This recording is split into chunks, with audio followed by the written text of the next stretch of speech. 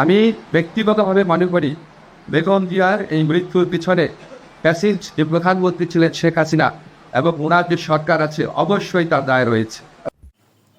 এই আসিফ নজরুল স্যার, আপনি কার এত বাঁচাটা লাগবে কে? হ্যাঁ রে বা, হ্যাঁ ওই যে পিনাক্কি দাম কইছে যে জুতার কত বড় সাইজ দিছি দেখছো? হ্যাঁ, আরো লোকে যেন চাটতে পারে। আর তো চাটা লাগবে কে রে বা? হ্যাঁ হ্যাঁ, বেচারি মারা গেছে, শোকাবো তো। আমরা বাঙালি দল মত নির্বিশেষে অনেকেই তাকে পছন্দ করতাম। সে একজন বাংলাদেশের প্রথম মহিলা নেত্রী ছিল। এই আমরা আর আসলে আপনারা খালি গিট বাঁধান, এত গিট বাঁধাবেন কে? কে রে বা? চাটবেন চাটেন, সেটা আপনার বিষয়। হ্যাঁ, জুতা তো বড়ই দিছে পিনাক্কি। হ্যাঁ, পিনাক্কি তোর কম বড় দেয় নাই, যেন আরো লোকে চাটবার পারে, সেটাও তো কয়া দিছে পিনাক্কি দা।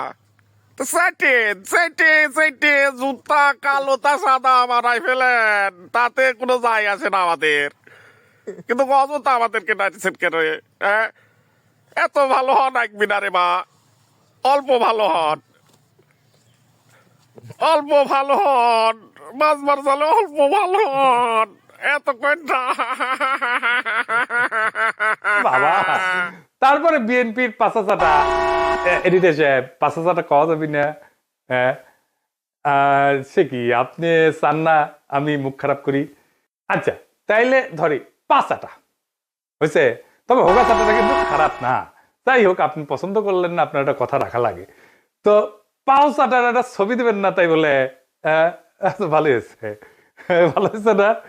তো জুতার সাইজ কলে ভালো, মাশাআল্লাহ, অনেকে সেট পারবি, জায়গা আছে অনেক সামনে, ইনকা করে। তো তারেক রহমানের ইনকাটা জুতা কিনে দিয়ে বিএনপি কইছে পরিষ্কার করিছে, আর বন্ধেরা লোক কইতেছে আম্বা।